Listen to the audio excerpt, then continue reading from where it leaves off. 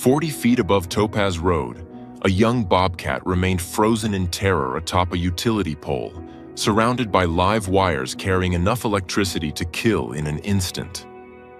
The animal grew weaker from dehydration and fear. He had been trapped there for 2 days, slowly dying from dehydration and exhaustion. Word rippled down Topaz Road. Neighbors stepped out with binoculars, their faces filled with worry. One wrong move, one slip, one desperate attempt to escape, and the magnificent creature would be gone. What follows is an extraordinary race against time, a story of how ordinary citizens, emergency services, and wildlife experts launched a complex and dangerous operation. Could they save that fragile life before it's too late? Before we start, hit the like button and make sure to subscribe if you haven't, and hit that notification bell so that you won't miss any new stories. The autumn sun hung low over Doña Ana County, casting long shadows across Topaz Road, when Elena Garcia first spotted something that made her heart clench. She had lived in this quiet corner of New Mexico for 32 years, raised 3 children in the adobe-style house with the blue trim, and knew every cottonwood tree and creosote bush along her street. But the silhouette perched high on the electrical pole at the corner, that was new and terribly wrong. Elena squinted against the glare, her hand rising to shield her eyes. The shape was too large for a hawk, too compact for a turkey vulture. As the creature shifted, autumn light caught golden-brown fur marked with distinctive dark spots and bars. A bobcat, and it was trapped among the power lines, crouched on the crossbar between live electrical conductors that hummed with enough voltage to kill. "Dios mío," Elena whispered, her pulse quickening. She had seen bobcats before, of course, glimpses of tawny shadows slipping through the arroyos at dusk, paw prints in the dust near her chicken coop. But never like this. Never frozen in terror 40 feet above the ground, surrounded by death on every side. Elena hurried back inside and grabbed her phone, her fingers trembling slightly as she dialed Ruth Chavez, who lived 3 houses down. Ruth answered on the second ring, her warm voice immediately turning concerned as Elena explained what she had found. "I'll be right there," Ruth said, "and I'm calling Jorge." Within 15 minutes, a small cluster of neighbors had gathered on Topaz Road, keeping a respectful distance from the pole. Jorge Molina arrived with binoculars, and through the lenses, the situation became devastatingly clear. The bobcat was a young adult, probably 2 or 3 years old, with tufted ears pressed flat against its skull in fear. Its pupils were dilated to black pools, and every muscle in its compact body was rigid with tension. "How long has it been up there?" Jorge asked quietly, lowering the binoculars. "I don't know," Elena admitted. "I only just noticed it, but..." She paused, thinking. "Yesterday evening I heard some commotion, yowling like fighting cats. I thought it was strays, and the Hendersons' dogs have been going crazy for 2 days, barking at something." Ruth pressed her lips together. 2 days. That poor creature has been up there for 2 days. The knowledge settled over them like a weight. 2 days without water in the dry New Mexico heat. 2 days balanced on a narrow beam, afraid to move, surrounded by wires carrying 7,200 volts, enough electricity to stop a heart in an instant. Bobcats were resilient, adapted to harsh desert conditions, but this was different. This was a slow torture of fear, dehydration, and exhaustion. Elena pulled out her phone again. "I'm calling the county and the electric company, everyone I can think of." The calls began. Elena reached the Doña Ana County offices and was transferred 3 times before connecting with someone in emergency services. She described the situation, trying to keep her voice steady, explaining that a wild animal was trapped on live electrical equipment and had been there for at least 2 days. The person on the other end promised to escalate the issue and get back to her. Jorge called El Paso Electric Company, navigating through automated menus until he reached a dispatcher who took down the pole number and location. "We'll send someone to assess," the dispatcher said, but there was no urgency in the voice, no recognition of the crisis unfolding. Ruth contacted the New Mexico Department of Game and Fish, and here, finally, they found someone who understood. The officer on duty asked detailed questions. How high was the bobcat? Was it showing signs of injury? Could it climb down on its own? Ruth looked up at the pole, at the terrified animal frozen in place. "No," she said softly. "It's too scared to move. And even if it tried, it could touch the wires. It needs help." "We'll send someone," the officer assured her. "But we'll need the power shut off before we can do anything. This is going to require coordination." As the afternoon wore on, more neighbors emerged from their homes. Word spread through the small community with the speed of concern. Lydia Perez, a grandmother who had lived on Topaz Road since before the street was paved, brought a folding chair and settled in to keep watch. Her grandson Mateo, home from high school with chalk dust still on his fingers from art class, stood beside her, his young face etched with worry. "Can't we throw it some food?" Mateo asked. "Or water?" Jorge shook his head gently. "We can't get close enough without risking our own safety. And if we startle it, it might move and touch the wires." The boy's jaw tightened. "So we just watch it suffer?" "We watch," Lydia said, placing a weathered hand on her grandson's arm. "We witness. And we make sure help comes." By late afternoon, as shadows lengthened and the temperature began to drop, Elena received a call from Fernando Macias, the Doña Ana County manager. His voice was grave but determined. "Mrs. Garcia, I've been briefed on the situation. I want you to know we're treating this as an ongoing public safety concern, both for the animal and for residents. We're coordinating with Game and Fish and El Paso Electric. This is going to require a multi-agency response, but we're committed to resolving it safely." Elena felt tears prick her eyes. "Thank you," she managed. "That animal has been suffering up there. We couldn't just leave it." "No," Macias agreed. "We couldn't." The machinery of rescue began to move. County staff made calls. El Paso Electric dispatched engineers to assess the situation and determine what would be required to safely de-energize the lines. Game and Fish coordinated equipment and personnel. What might have taken days of bureaucratic back and forth was compressed into hours because people chose to act with urgency. At 4:30 p.m., Elena's phone rang again. It was a representative from El Paso Electric Company with news. "We've reviewed the situation and we're prepared to de-energize the immediate area after 5 p.m. today," the representative explained. "This will create a temporary power outage affecting approximately 42 customers in your neighborhood, but it's necessary to ensure everyone's safety during the rescue operation." "How long will the power be out?" Elena asked. "We estimate less than an hour. Power should be restored by 5:45 p.m., but the rescue window will be brief. We'll need everyone to work quickly once the lines are dead." Elena agreed immediately and called Ruth and Jorge with the update. The 3 of them then helped county staff spread the word. The Doña Ana County MVRDA 911 Center pushed alerts through social media and emergency notification channels.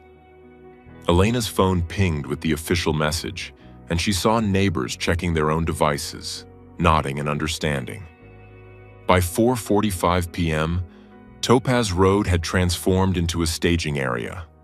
A bucket truck from the county's Facilities and Parks Department rumbled to a stop near the pole.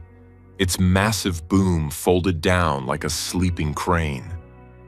Two men emerged, Andy Segovia and Victor Uranga, both experienced operators who had worked on countless county projects, but never anything quite like this.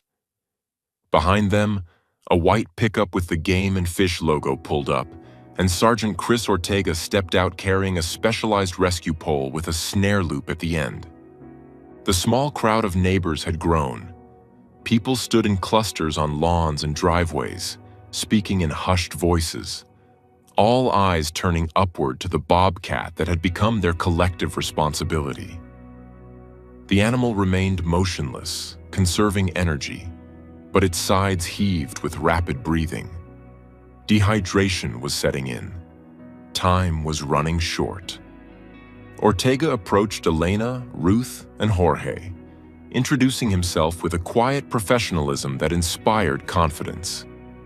He had responded to hundreds of wildlife calls in his career. Bears in dumpsters, mountain lions near schools, elk tangled in fences. But this, he admitted, was unique. The challenge, he explained, is that bobcats are incredibly strong and agile when panicked. Once I get the snare around it, there's going to be a struggle. It's going to fight. The last thing we want is for it to break free and fall or make contact with the wires before we have it secure. What are its chances? Ruth asked, the question everyone was thinking. Ortega looked up at the pole, measuring distances and angles with experienced eyes. If we work quickly and everything goes according to plan, good. The animal is stressed and dehydrated, but bobcats are tough. Once we get it down safely, we'll do a quick health assessment and then transport it to a release site far from human development. At 5 p.m., the El Paso electric crew made the final checks. A supervisor confirmed that all downstream circuits were isolated and the equipment was ready. He raised his radio and gave the command. The hum that had been a constant background presence along Topaz Road for decades, that invisible vibration of electricity flowing through copper and aluminum, fell silent. Up and down the street, porch lights winked out, air conditioning units stopped their endless cycling, and refrigerators ceased their mechanical humming. 42 homes went dark, but every single resident understood why, and not one complained. Andy Segovia climbed into the bucket of the truck, and Victor Uranga took position at the controls. Ortega secured his equipment and stepped into the bucket beside Andy, the rescue pole held carefully. The boom began its slow, groaning ascent, extending upward with hydraulic precision. 40 feet. The bucket swayed slightly in the evening breeze. Elena gripped the chain-link fence at the edge of the property, her knuckles white. Ruth stood beside her, one hand pressed to her chest. Jorge had his arm around Lydia's shoulders while Mateo stood rigid, barely breathing. All along the street, people watched in tense silence. As the bucket approached, the bobcat finally moved. Its head swiveled, ears pricked forward, and a low growl rumbled from its throat, a sound of pure, primal fear. It shifted on the crossbar, muscles bunching. "Easy," Ortega murmured, though the animal couldn't understand the words. "Easy now." He extended the rescue pole slowly, the loop at the end opening like a gentle hand. The bobcat tracked the movement, eyes locked on this new threat. Its body coiled tighter. Ortega knew that timing would be everything. Too fast and the animal would bolt. Too slow and exhaustion might cause it to slip. The loop drifted closer. 6 feet. 4 feet. 2 feet.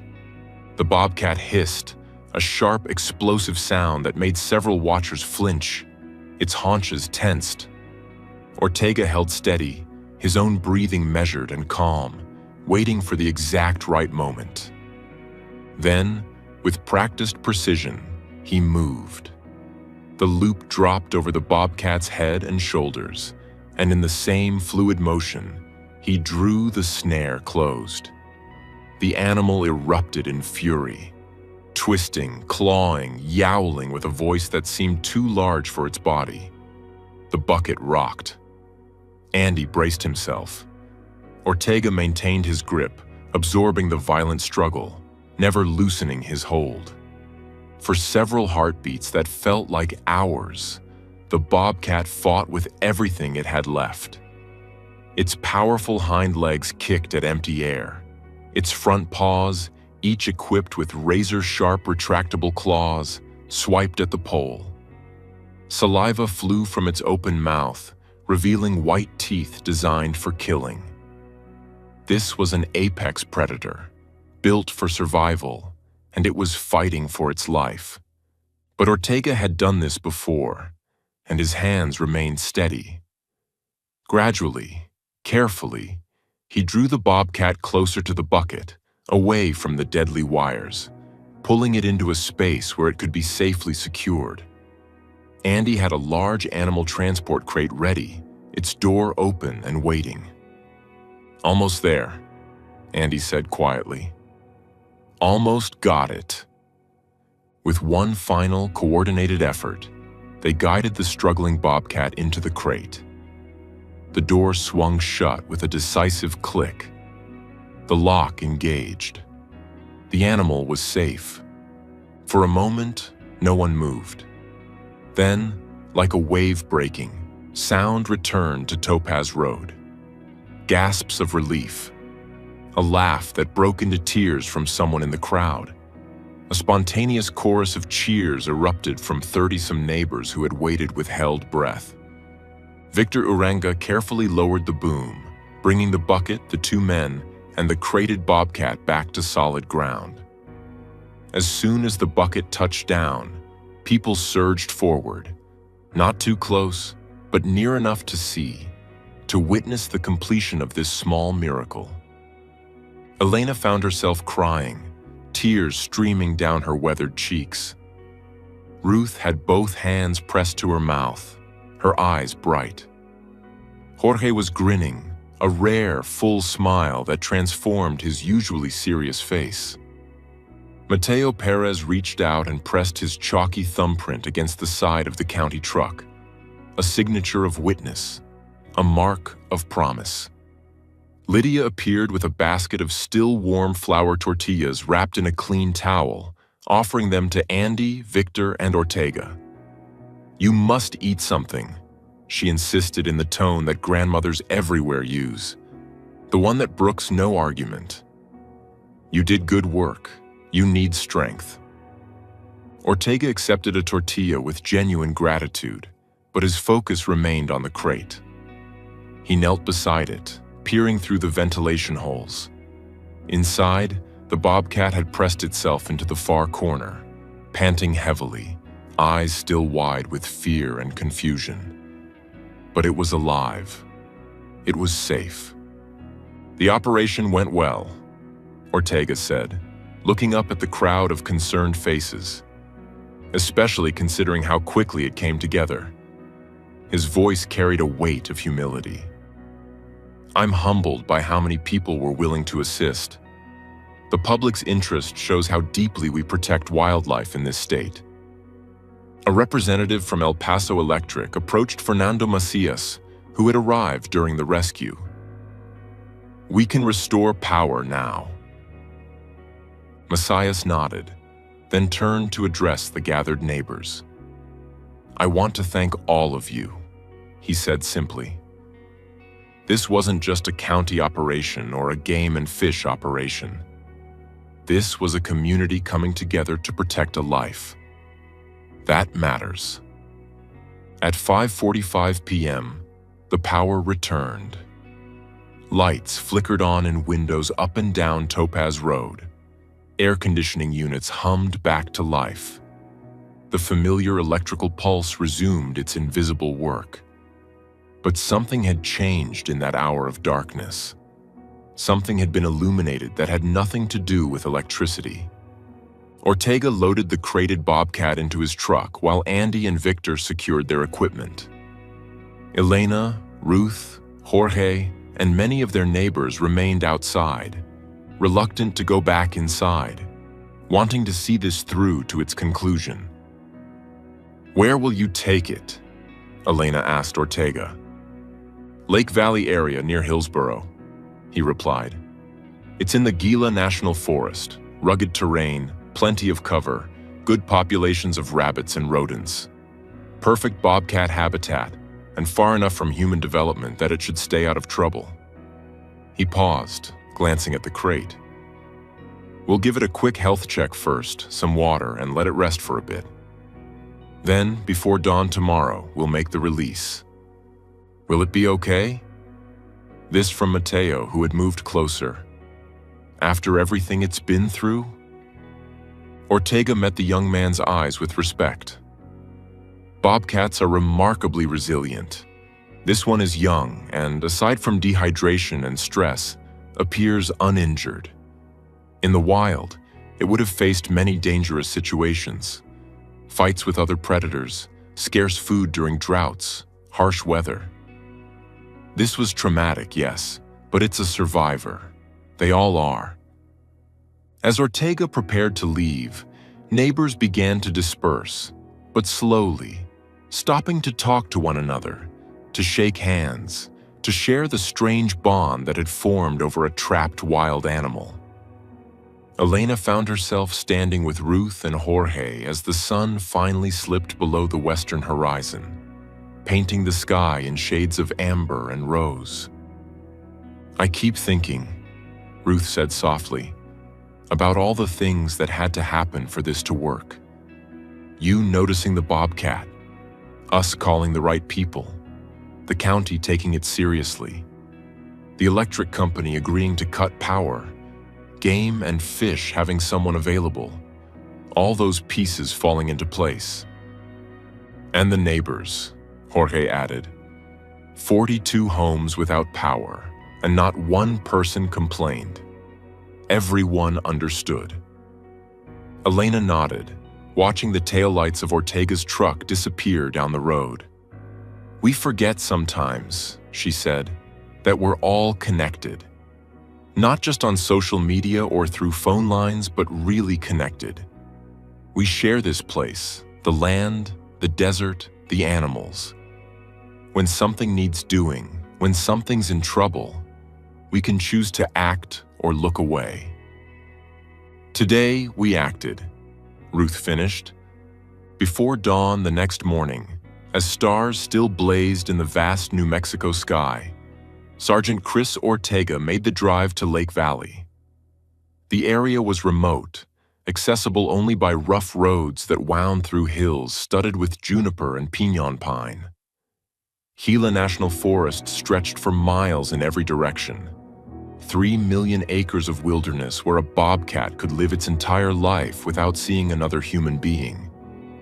Ortega found a suitable spot, a rocky outcropping near a seasonal creek bed, with dense brush cover and plenty of game trails visible in the dust.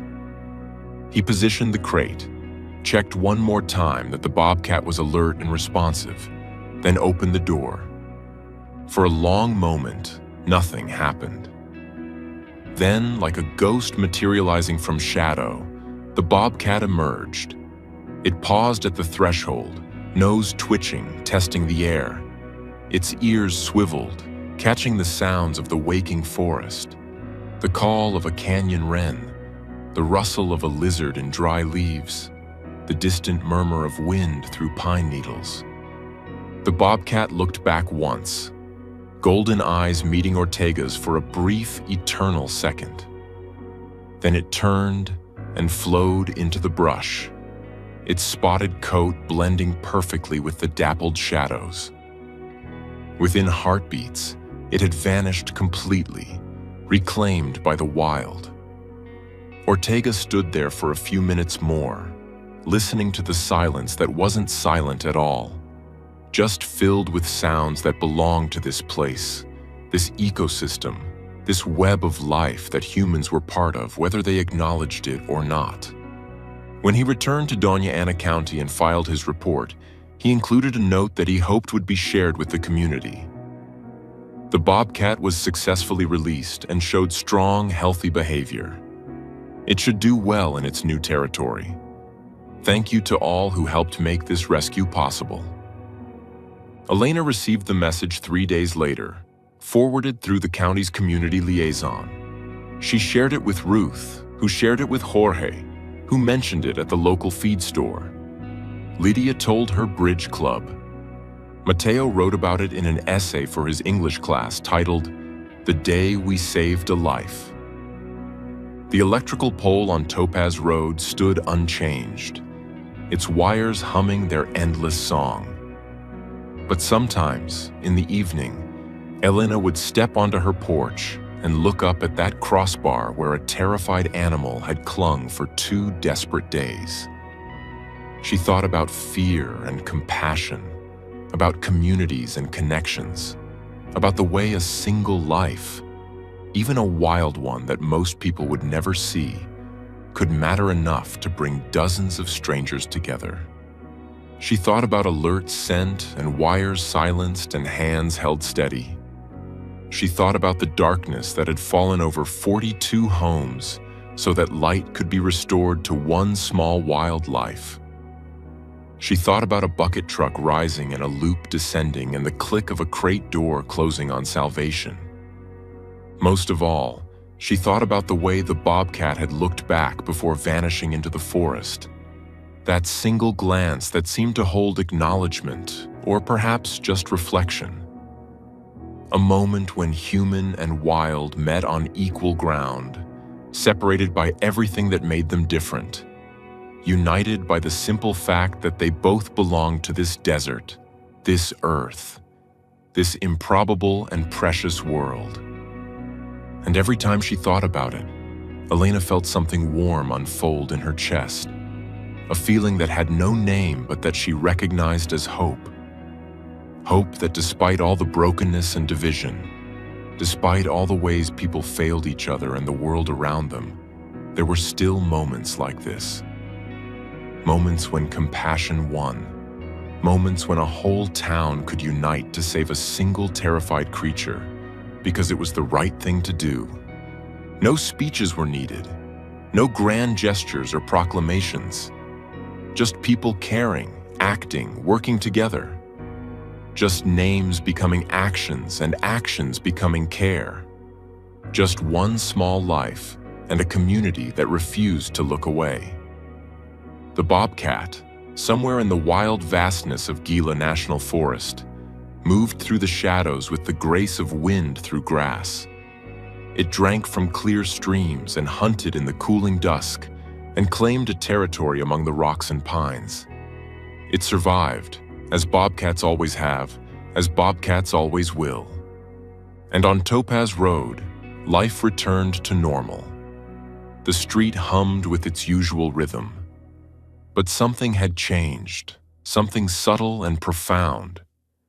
The people who lived there carried a story now, a shared memory of the day they had been part of something larger than themselves. They had witnessed suffering and refused to accept it. They had seen a problem and mobilized to solve it. They had given up convenience, a mere hour of electricity, to restore freedom to a wild soul. In a world that often felt too complex, too divided, too overwhelming, they had done one simple, beautiful thing. They had saved a life.